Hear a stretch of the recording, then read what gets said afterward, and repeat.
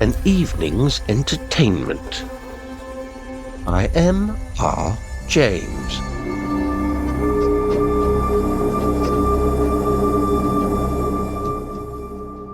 Nothing is more common form in old-fashioned books than the description of the winter fireside, where the aged grandam narrates to the circle of children that hangs on her lips story after story of ghosts and fairies, and inspires her audience with a pleasing terror. But we are never allowed to know what the stories were. We hear, indeed, of sheeted spectres with saucer eyes, and, still more intriguing, of raw head and bloody bones, an expression which the Oxford Dictionary traces back to 1550. But the context of these striking images eludes us. Here, then, is a problem which has long obsessed me, but I see no means of solving it finally. The aged grandams are gone, and the collectors of folklore began their work in England too late to save most of the actual stories which the grandams told. Yet such things do not easily die quite out, and imagination, working on scattered hints, may be able to devise a picture of an evening's entertainment, such as Mrs. Marset's evening conversations, and Mr. Joyce's dialogues on chemistry, and somebody else's philosophy in sport made science in earnest, aimed at extinguishing by substituting for error and superstition the light of utility and truth in some such terms as these. Charles. I think, Papa, that I now understand the properties of the lever, which you so kindly explained to me on Saturday, but I have been very much puzzled since then in thinking about the pendulum, and have wondered why it is that when you stop it, the clock does not go on any more. Papa. You young sinner, have you been meddling with the clock in the hall? Come here to me. No, this must be a gloss that has somehow crept into the text. Well, my boy, though I do not wholly approve of your conducting, without my supervision, experiments which may possibly impair the usefulness of a valuable scientific instrument, I will do my best to explain the principles of the pendulum to you. Fetch me a piece of stout whipcord from the drawer in my study, and ask cook to be so good as to lend you one of the weights, which she uses in her kitchen. And so we are off. How different the scene in a household to which the beams of science have not yet penetrated. The squire, exhausted by a long day after the partridges, and replete with food and drink, is snoring on one side of the fireplace. His old mother sits opposite to him, knitting, and the children, Charles and Fanny, not Harry and Lucy, they would never have stood it, are gathered about her knee. Grandmother. Now, my dears, you must be very good and quiet, or you'll wake your father, and you know what'll happen then. Charles. Yes, I know. He'll be woundy, cross-tempered, and send us off to bed. Grandmother stops knitting and speaks with severity. What's that? Fie upon you, Charles. That's not a way to speak. Now, I was going to have told you a story, but if you use such like words, I shan't. Suppressed outcry. Oh, Granny! Hush, hush. Now I believe you have woke your father. Squire, thickly. Now look here, Mother, if you can't keep them brats quiet. Grandmother. Yes, John, yes, it's too bad. I've been telling them if it happens again, off to bed they shall go. The squire relapses. Grandmother. There now, you see, children, what did I tell you? You must be good and sit still. And I'll tell you what. Tomorrow you shall go a-blackberrying, and if you bring home a nice basketful, I'll make you some jam. Charles. Oh, yes, Granny, do. And I know where the best blackberries are. I saw him today. And where's that, Charles? Why, in the little lane that goes up past Collins's cottage. Grandmother, laying down her knitting. Charles, whatever you do, don't you dare to pick one single blackberry in that lane. Don't you know? But there, how should you? What was I thinking of? Well, anyway, you mind what I say. Charles and Fanny. But why, Granny? Why shouldn't we pick 'em there? Hush, hush. Very well, then. I'll tell you all about it. Only you mustn't interrupt. Now, let me see. When I was quite a little girl, that lane had a bad name, though it seems people don't remember about it now.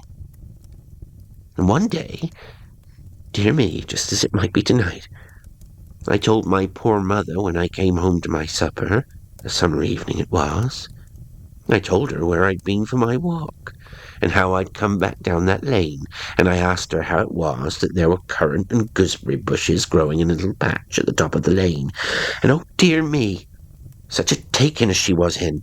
She shook me and she slapped me, and says she, "You naughty, naughty child, haven't I forbid you 20 times over to set foot in that lane? And here you go dawdling down it at night time," and so forth. And when she'd finished, I was almost too much taken aback to say anything. But I did make her believe that was the first I'd ever heard of it, and that was no more than the truth. And then, to be sure, she was sorry she'd been so short with me, and to make up, she told me the whole story after my supper. And since then, I've often heard the same from the old people in the place, and had my own reasons besides for thinking there was something in it. Now, up at the far end of that lane, let me see, is it on the right or the left-hand side as you go up? The left-hand side. You'll find a little patch of bushes and rough ground in the field, and something like a broken old hedge roundabout. And you'll notice there's some old gooseberry and currant bushes growing among it. Or there used to be, for it's years now since I've been up that way. Well, that means there was a cottage stood there, of course, and in that cottage, before I was born or thought of, there lived a man named Davis. I've heard that he wasn't born in the parish, and it's true there's nobody of that name been living about here since I've known the place. But however that may be, this Mr. Davis lived very much to himself, and very seldom went to the public house, and he didn't work for any of the farmers, having, as it seemed, enough money of his own to get along. But he'd go to the town on market days, and take up his letters at the post house where the mail's called. And one day he came back from market and brought a young man with him. And this young man and he lived together for some long time, and went about together. And whether he just did the work of the house for Mr. Davis, or whether Mr. Davis was his teacher in some way, nobody seemed to know. I've heard he was a pale, ugly young fellow, and hadn't much to say for himself. Well now, what did those two men do with themselves? Of course, I can't tell you half the foolish things that the people got into their heads. And we know, don't we, that you mustn't speak evil when you aren't sure it's true, even when people are dead and gone. But as I said, those two were always about together, late and early, up on the downland and below in the woods. And there was one walk in particular that they'd take regularly once a month, to the place where you've seen that old figure cut out in the hillside. And it was noticed that in the summertime, when they took that walk, they'd camp out all night, either there or somewhere nearby.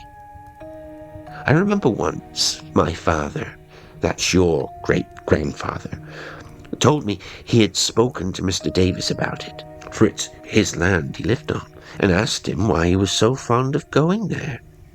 But he only said, "Oh, it's a wonderful old place, sir, and I've always been fond of the old-fashioned things.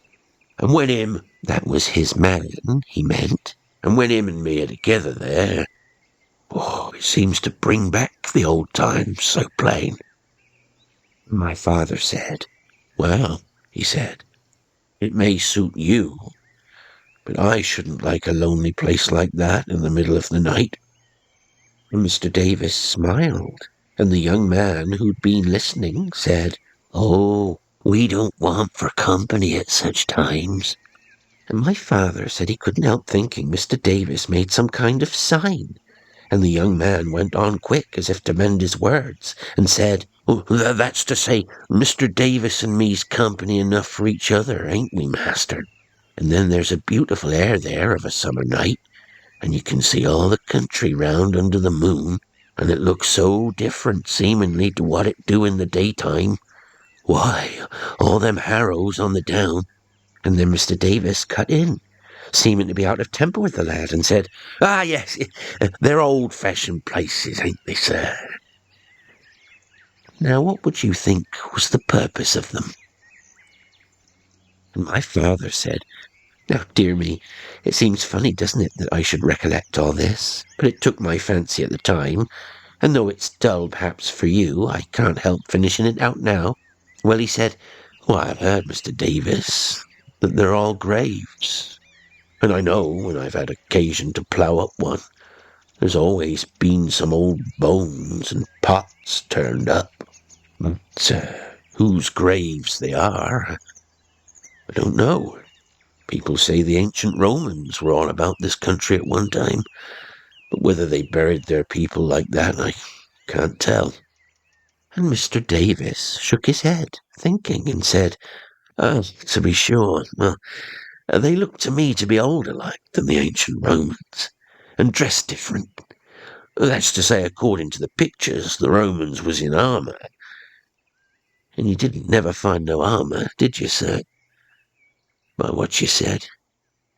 My father was rather surprised, and said, I don't know that I mentioned anything about armour, but it's true I don't remember to have found any. But you talk as if you'd seen 'em, Mr. Davis. And they both of them laughed, Mr. Davis and the young man, and Mr. Davis said, Seen 'em, sir? That would be a difficult matter after all these years. Not but what I should like well enough to know more about them old times and people, and what they worshipped and all. And my father said, Worshipped? Well, I dare say they worshipped the old man on the hill. Ah, indeed, Mr. Davis said. Well, I shouldn't wonder.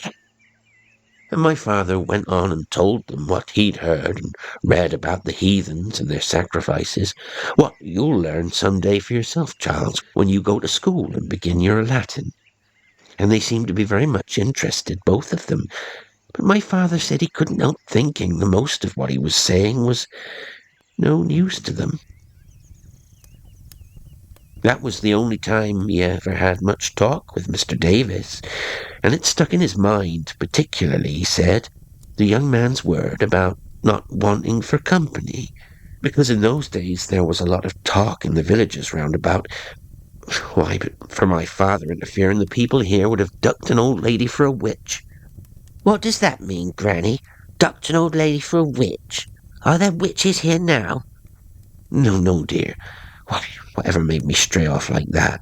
No, that's quite another affair. What I was going to say was that the people in other places round about believed that some sort of meetings went on a night time on that hill where the man is, and that those who went there were up to no good. But don't you interrupt me now, for it's getting late. Well, I suppose it was a matter of 3 years that Mr. Davis and this young man went on living together, and then all of a sudden, a dreadful thing happened. I don't know if I ought to tell you. Outcries of, "Oh, yes, yes, Granny, you must," etc. Well, then, you must promise not to get frightened and go screaming out in the middle of the night. No, we won't. Of course not. Well, one morning, very early, towards the turn of the year, I think it was in September, one of the woodmen had to go up to his work at the top of the long covert just as it was getting light. And just where there was some few big oaks in a sort of clearing deep in the wood, he saw at a distance a white thing that looked like a man through the mist. And he was in two minds about going on, but go on he did, and made out as he came near that it was a man, dressed in a sort of white gown he was, and hanging by his neck to the limb of the biggest oak, quite dead. And near his feet there lay on the ground a hatchet, all in a gore of blood. Well, what a terrible sight that was for anyone to come upon in that lonely place. This poor man was nearly out of his wits. He dropped everything he was carrying and ran as hard as ever he could straight down to the parsonage and woke them up and told them what he'd seen.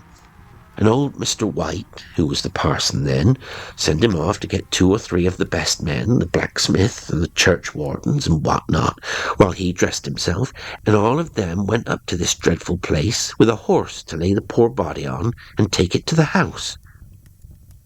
When they got there, everything was just as the woodman had said, but it was a terrible shock to them all to see how the corpse was dressed, especially to old Mr. White, for it seemed to him to be like a mockery of the church surplice that was on it. Only he told my father not the same in the fashion of it. And when they came to take down the body from the oak tree, they found there was a chain of some metal round the neck, and a little ornament like a wheel hanging to it on the front. And it was very old-looking, they said. Now, in the meantime, they had sent off a boy to run to Mr. Davis' house and see whether he was at home, for of course they couldn't but have their suspicions. And Mr. White said they must send 2 to the constable of the next parish and get a message to another magistrate. He was a magistrate himself, and so there was running hither and thither. But my father, as it happened, was away from home that night, otherwise they would have fetched him first. So then they laid the body across the horse, and they say it was all they could manage to keep the beast from bolting away from the time they were in sight of the tree, for it seemed to be mad with fright. However, they managed to bind the eyes and lead it down through the wood and back into the village street. And there, just by the big tree where the stalks are, they found a lot of women gathered together, and this boy, whom they'd sent to Mr. Davis's house, lying in the middle, as white as paper, and not a word could they get out of him, good or bad. So they saw there was something worse yet to come, and they made the best of their way up the lane to Mr. Davis's house. And when they got near that, the horse they were leading seemed to go mad again with fear, and reared up and screamed and struck out with its 4 feet, and the man that was leading it was as near as possible being killed, and the dead body fell off its back.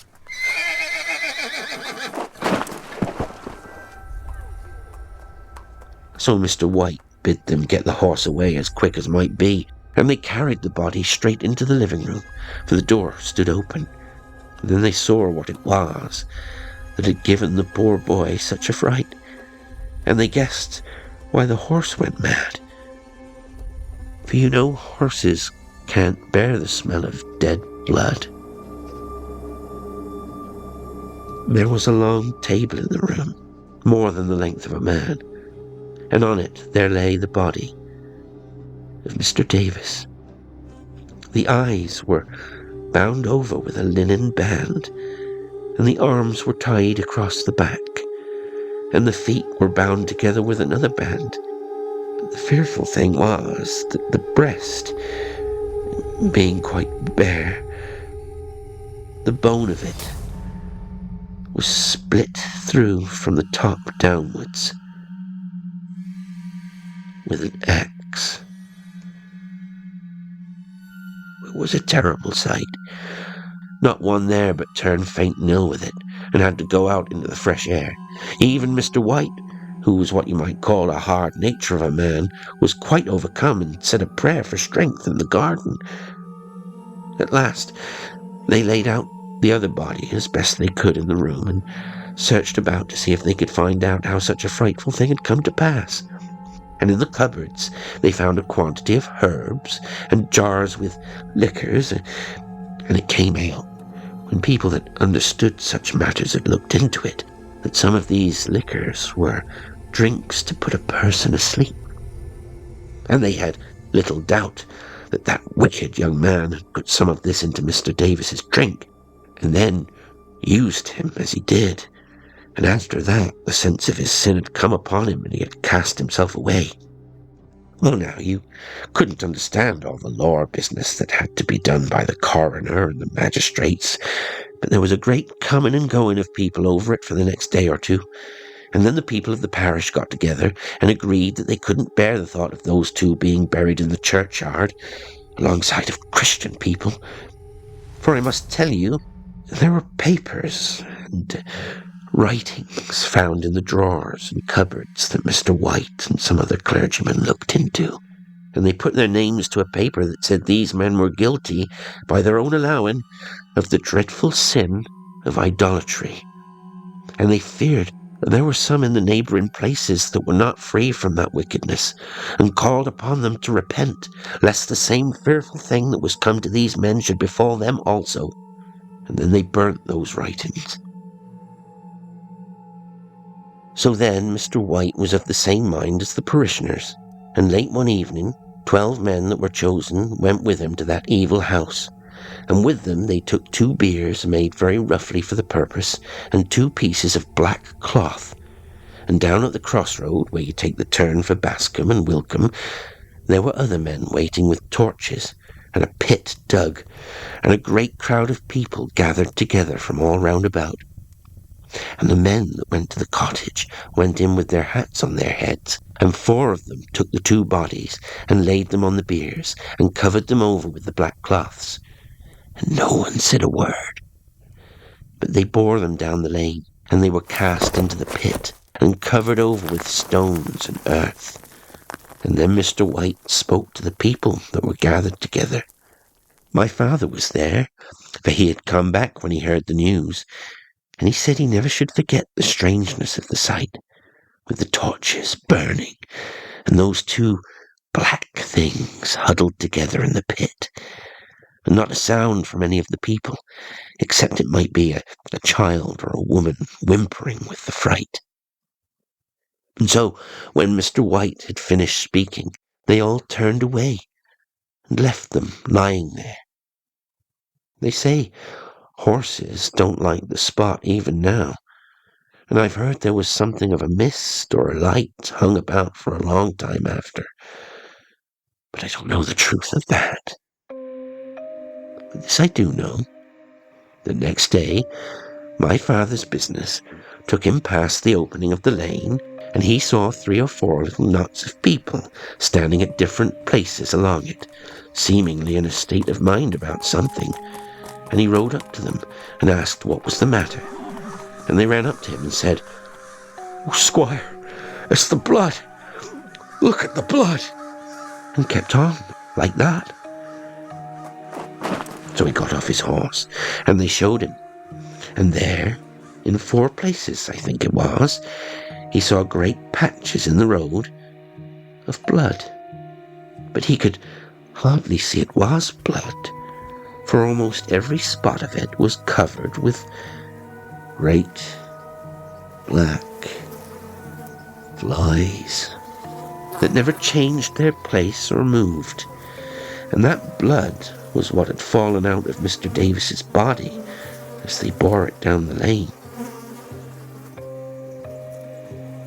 Well, my father couldn't bear to do more than just take in the nasty sight so as to be sure of it, and then he said to one of those men that was there, "Do you make haste and fetch a basket or a barrow full of clean earth out of the churchyard and spread it over these places, and I'll wait here till you come back." And very soon he came back, and the old man that was sexton with him, with a shovel and the earth in a hand barrow, and they set it down at the first of the places, and made ready to cast the earth upon it. And as soon as ever they did that, what do you think? The flies that were on it rose up in the air in a kind of a solid cloud and moved off up the lane towards the house. And the sexton, he was parish clerk as well, stopped and looked at them and said to my father, "Lord of Flies, sir." No more would he say. And just the same it was at the other places, every one of them. But what did he mean, Granny? Well, dear, you remember to ask Mr. Lucas when you go to him for your lesson tomorrow. I can't stop now to talk about it. It's long past bedtime for you already. The next thing was, my father made up his mind no one was going to live in that cottage again, or yet use any of the things that were in it. So though it was one of the best in the place, he sent round word to the people that it was to be done away with, and anyone that wished could bring a faggot to the burning of it. And that's what was done. They built a pile of wood in the living room and loosened the thatch so as the fire could take good hold, and then set it alight. And as there was no brick, only the chimney stack in the oven, it wasn't long before it was all gone. I seem to remember seeing the chimney when I was a little girl, but that fell down of itself at last. Now this that I've got to is the last bit of all. You may be sure that for a long time the people said Mr. Davis and that young man were seen about, the one of them in the wood, and both of them where the house had been, or passing together down the lane, particularly in the spring of the year, or at autumn time.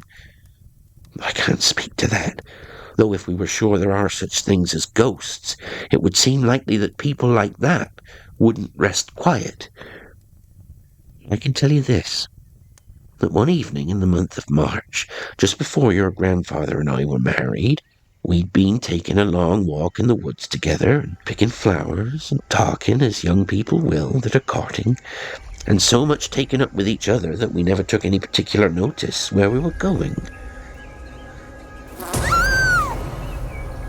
And on a sudden I cried out, and your grandfather asked what was the matter.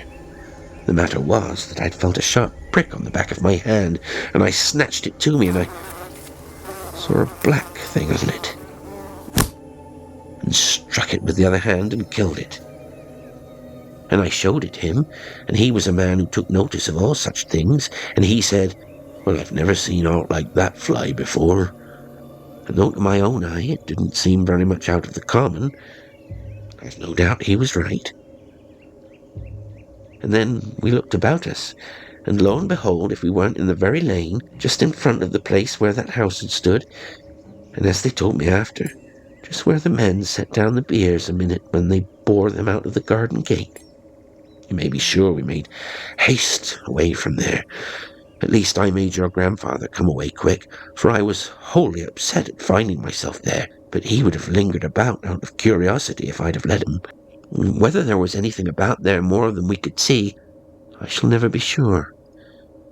Perhaps it was partly the venom of that horrid fly's bite that was working in me that made me feel so strange. For dear me, how that poor arm and hand of mine did swell up, to be sure. I'm afraid to tell you how large it was round, and the pain of it too. Nothing my mother could put on it had any power over it at all, and it wasn't till she was persuaded by our old nurse to get the wise man over at Bascombe to come and look at it that I got any peace at all. But he seemed to know all about it, and said I wasn't the first that had been taken that way. "When the sun's gathering his strength," he said, "and when he's in the height of it, and when he's beginning to lose his hold, and when he's in his weakness, them that aunts about that lane had best to take heed to themselves." But what it was he bound on my arm and what he said over it, he wouldn't tell us. After that I soon got well again, but since then I've heard often enough of people suffering much the same as I did. Only of late years it doesn't seem to happen but very seldom, Maybe things like that do die out in the course of time. That's the reason, Charles, why I say to you that I won't have you gathering me blackberries, no, nor eating them either, in that lane. And now you know all about it, I don't fancy you'll want to yourself. There, off to bed with you this minute. What's that, Fanny? A light in your room? The idea of such a thing! You get yourself undressed at once and say your prayers, and perhaps if your father doesn't want me when he wakes up, I'll come and say good night to you. And you, Charles, if I hear anything of you frightening your little sister on the way up to your bed, I shall tell your father that very moment, and you know what happened to you last time. The door closes, and Granny, after listening intently for a minute or two, resumes her knitting. The squire still slumbers.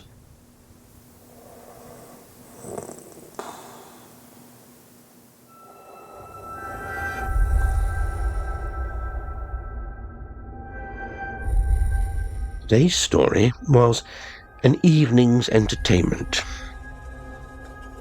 by M.R. James. It was read by Jasper L'Estrange. Well, I do hope you enjoyed it. And until next time, sweet dreams.